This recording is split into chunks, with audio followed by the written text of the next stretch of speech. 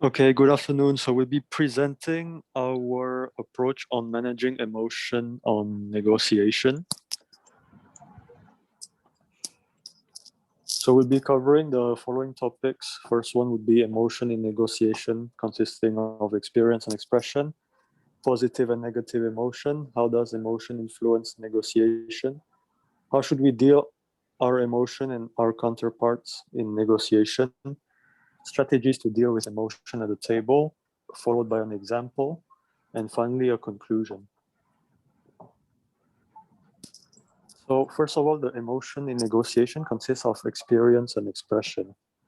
So we actually have two elements when we're talking about emotion. The first one would be the emotional experience, which is the first part of the equation. And it actually affects the way you process information you receive from your counterpart, as well as the way you communicate with your counterpart. And this could arise in a variety of forms, such as anger, sadness, avoidance, disappointment.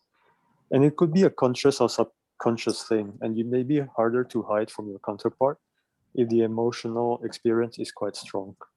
However, being able to manage this with creativity is a strategy when both parties are at an impasse in the negotiation process could be beneficial. In terms of emotional expression, we're looking at the second part of the equation. And studies have indicated that expression can occur independently from the emotional experience. And in here, we're actually looking at emotional side that influences the counterpart's social inferences and subsequent behavior during negotiation. And this can actually be used to our advantage by providing room for flexibility and strategy to express emotions you may not necessarily experience.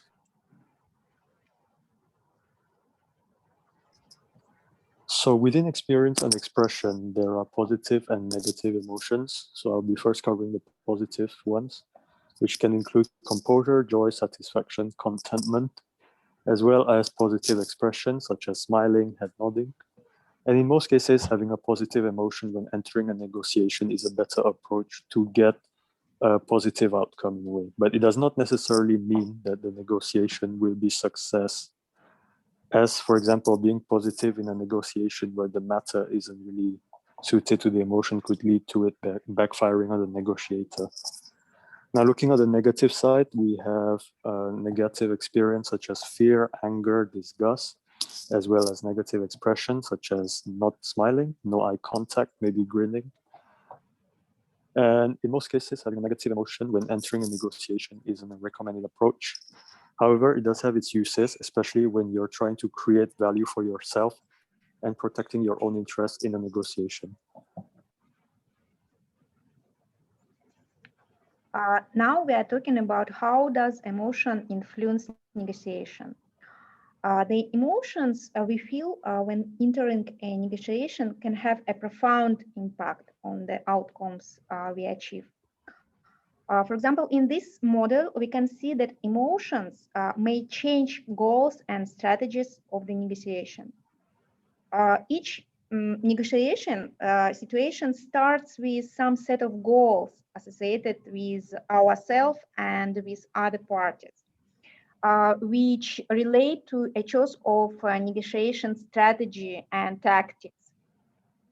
And our emotion is a coordinator of our decision making on our personal level and also in interaction with other goals, beliefs, and emotions. And we can see that one emotion can cause a chain of different psychological reactions, emotions, and these reactions actually influence the other part and their emotion and their beliefs. And this actually in the stage of appraisal might trigger re-evaluation of goals of the negotiation deal, and actually the final strategy might be changed.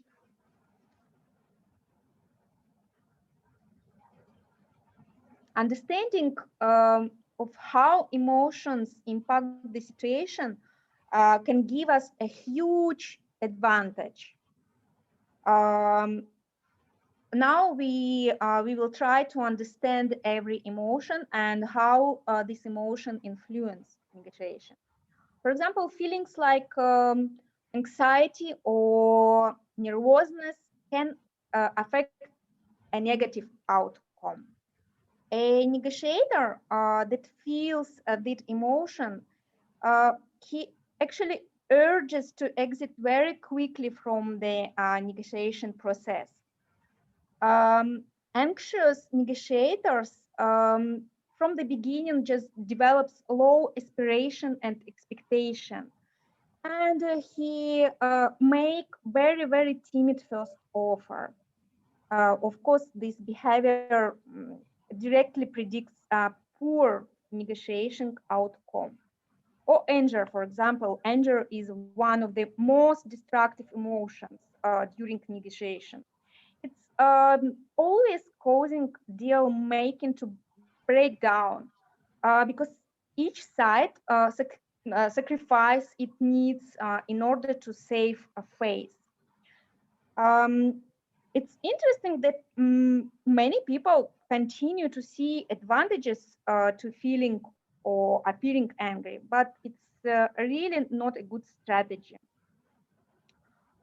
Disappointment, however, can be a powerful force when it's expressed to the other party near the end of the negotiation.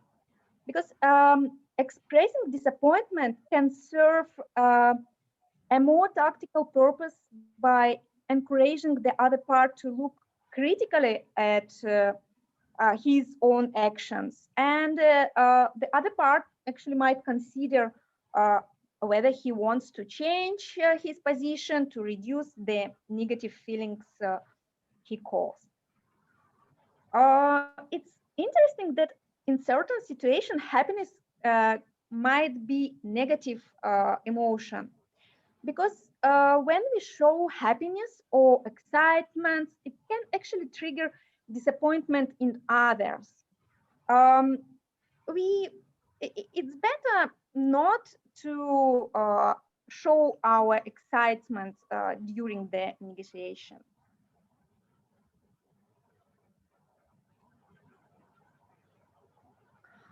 Interest. Emphasize the importance of showing this emotion, emphasize the importance of relationship. And when we use interest in our negotiation process, it can result in reaching a mutually acceptable outcome, and it develop trust between parties. Fear usually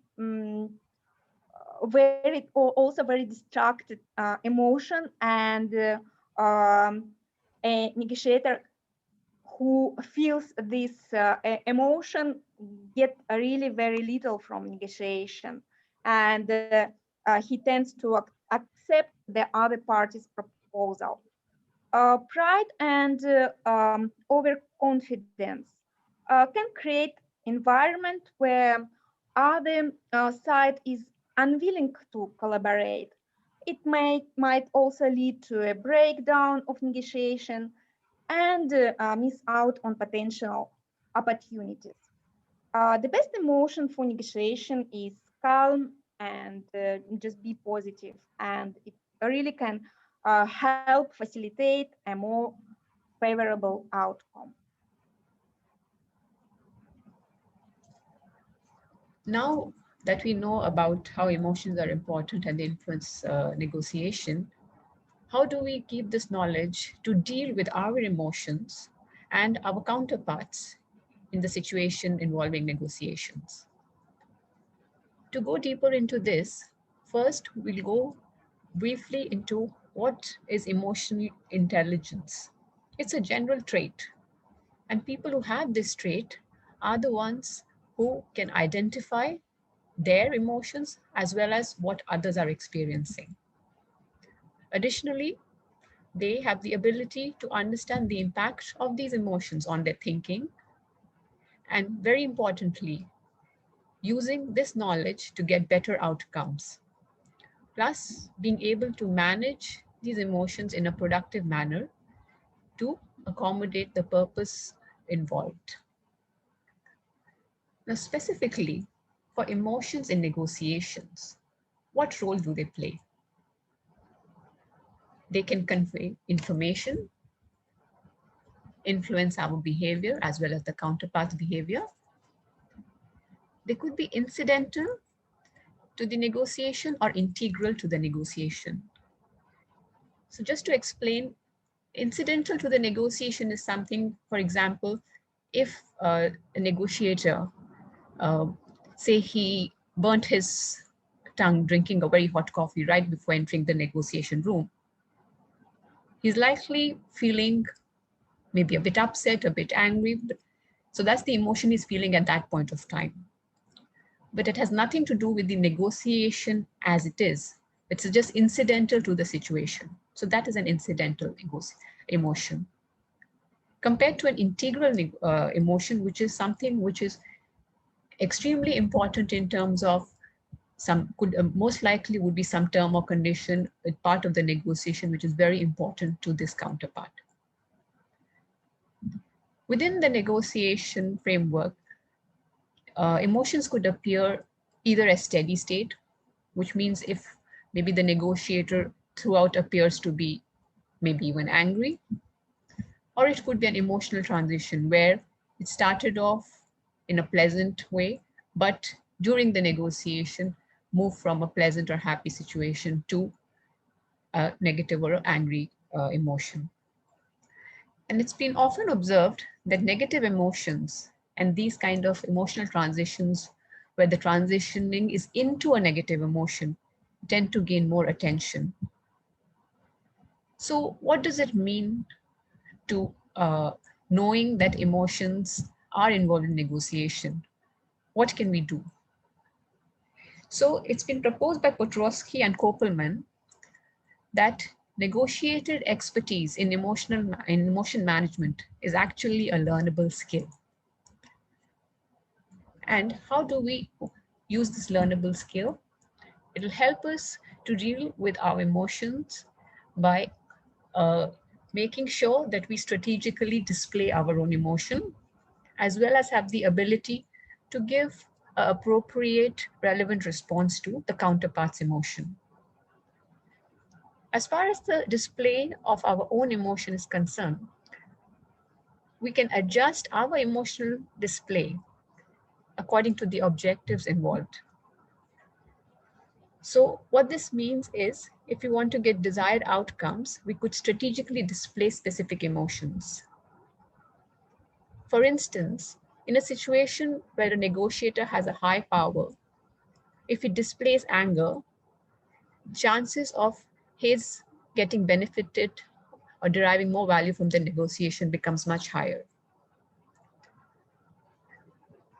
Another way is to use positive emotions when you're creating long-term relationships. So expressing these kind of emotions in the appropriate situation would actually get the desired outcome. On the other hand, as Tatiana also indicated, mindlessly expressing emotions could actually have a negative impact. So for example, happiness expressed at the end of a negotiation might actually have the counterpart misinterpreted as either could be gloating, or maybe he actually gave away too much value. Specifically in some cultures, the display of anger could really increase the chances of the negotiation to fail. Specifically, when we're assessing anger as an emotion, we have to really be very careful about whether the anger is task-directed or person-directed. So it's considered that a task-directed anger emotion is still effective, but the ineffective would be if the emotion is actually directed towards the person. Now, considering now the strategic response to a counterpart's emotion, how do we actually respond? We're aware of the emotion. What should our response be? So first of all, must always check whether this displayed emotion of the counterpart, is it authentic? Does it seem true? And also, we should not always consider that negative emotions are bad or negative in the sense of for the negotiation. But then how do we overcome a situation where negative emotions are high at play? Some of the possible responses could be venting, let the counterpart vent out his anger, or maybe both parties could agree on a cooling off period. And of course, there's some specific concerns which are highlighted as part of these negative emotions. It helps to very quickly get to those concerns and you can help address those concerns. And proper response to the negative emotions can actually lead to long-lasting relationships. Now, if you consider positive emotions, would they always be good?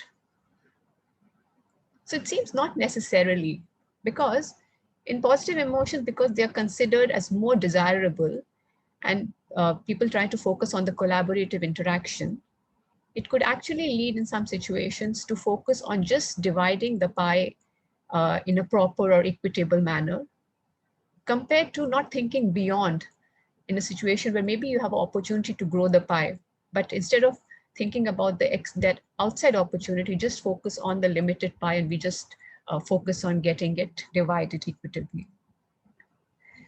So really the point to remember is that we have to distinguish between situations where the displayed emotions may impact, or do they even have no impact? If we can figure out the impact, is it positive impact or negative impact, then we can use all this information to respond appropriately to the specific situation.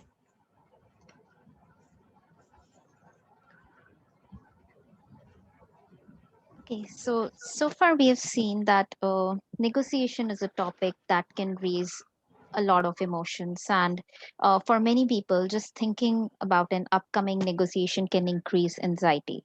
I mean, the stakes are often high, and since we have a personal interest in the outcome sometimes, it isn't surprising that emotions can sometimes boil over. So, one way in which emotions impact negotiation is how we feel right at the start when we sit down at the negotiation table. Feelings of lack of control and unpredictability can be reduced by good preparation and planning. So, one of the strategy to deal with emotions at the table uh, is preparation. So the entire process can be basically divided into three stages, namely build up, main event, and finale. So during the build up stage, we can ask ourselves, how are we feeling? Should we really express our emotions or not? Is there really a need? How might the people across the table feel? Are they likely to hide their emotions or express their emotions? If they are if they're likely to hide their emotions, then we can adapt our strategies accordingly. Also, should I recruit a third party to negotiate on my behalf, or should I do it myself? So these are some of the questions that one can ask, and then there are few points that we can remember. So it's very normal to feel anxious and excited. Try to avoid expressing anxiety when you are at the table.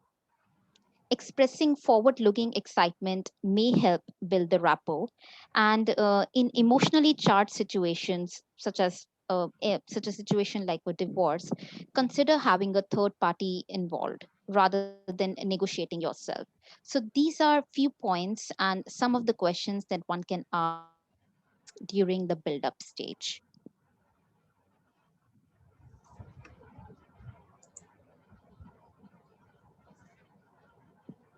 Now, when we are at the main event, there are few questions and again points to remember. The questions that one can ask is, what things could happen that can make me feel angry? Like the main trigger points or the hot buttons. There is it's better to identify the hot buttons that could basically trigger the emotions of anger. What things might I do that would trigger my counterparts to feel angry? So, not only recognizing the hot buttons for myself, but for the counterpart as well. What might they do or ask that could make me feel anxious? And apart from this, like the points to remember could be careful about expressing anger. It may extract concessions but harm the long term relationships as well during the process. Uh, if there are any hot buttons that can trigger your counterparts, avoid it. They are basically likely to walk away. And preparing answers to tough questions is always critical. So it's better to be prepared in order to stay calm in the moment. So when we are talking about the stage of finale, the questions that one need to ask is what are the possible outcomes of the negotiation? What do I hope to achieve and what do I expect to achieve?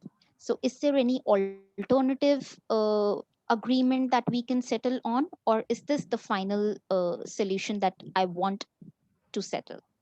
How would these outcomes make me feel? Should I express those feelings? And how are my counterparts likely to feel about these possible outcomes? So, evaluating not only the feelings of myself, but for my counterpart as well.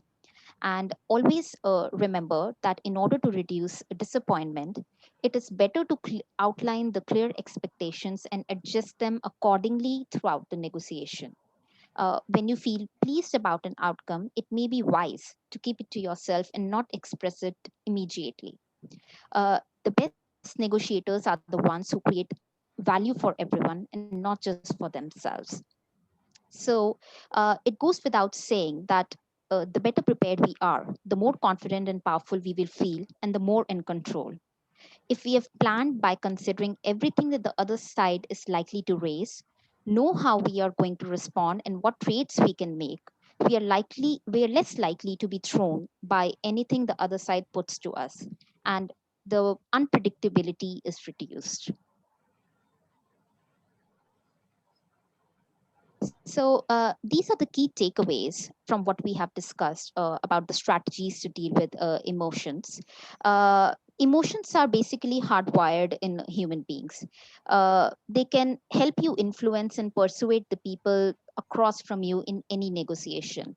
In fact, the stronger the emotion, the greater the learning. So one can just wonder, like, why would anyone want to get rid of their emotions during a negotiation process? But I think what we are really trying to say is that we would like to get rid of the negative emotions like anger or fear, or I would want to get rid of emotions that I can't control, or the emotions that can take my focus away from what I'm there to accomplish. So preparation is always the key. An effective negotiator, they seek first to understand and manage his or her own emotions, and then try to understand the emotions of others. Awareness always allows us to choose how to manage emotions rather than simply react to it. Be always aware of your emotional triggers or your hot buttons. Reflecting on negotiations that were not as successful as they might have been because emotions and egos got in the way could be one of the strategy to deal with emotions. And sitting down with trusted colleagues, asking for their observations and reflections about how you handle emotions in various situations is another effective strategy to deal with emotions.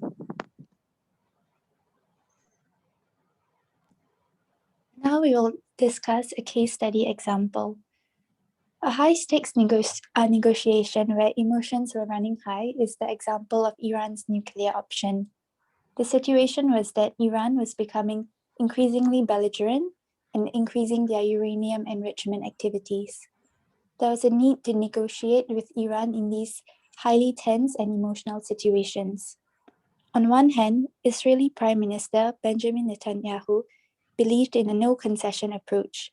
He believed that we should not reopen negotiations with Iran until it agreed to suspend the nuclear program. On the other hand, Obama, a patient and famous negotiator, disagreed, saying that this would doom talks from the start. He urged Netanyahu to give economic sanctions and diplomacy a chance to work before considering military action. The key strategy here was to first analyze the situation of whether to negotiate, including the potential costs and benefits, examine key factors such as your interest, the other side's interest, and your alternatives to the negotiation, as well as the shape of potential deal, the various costs you might incur, and the likelihood that you can successfully follow through on a deal. By balancing your rational approach with your emotions, a successful outcome is more likely. All right, so to conclude, we have seen how emotion comes in both experience and expression, and it comes both in positive and negative emotion that can be either beneficial or detrimental to the outcome of the negotiation. We've seen controlling our emotions, as well as key strategies to overcoming emotions through the three-step process, as well as the example on how two different leaders had a different approach to Iran's nuclear issue. And the main goal in managing your emotion is to really prepare yourself and give advanced thought to the objective factors involved, but also take some time and prepare your emotional strategy. And that would be our closing remarks. Thank you.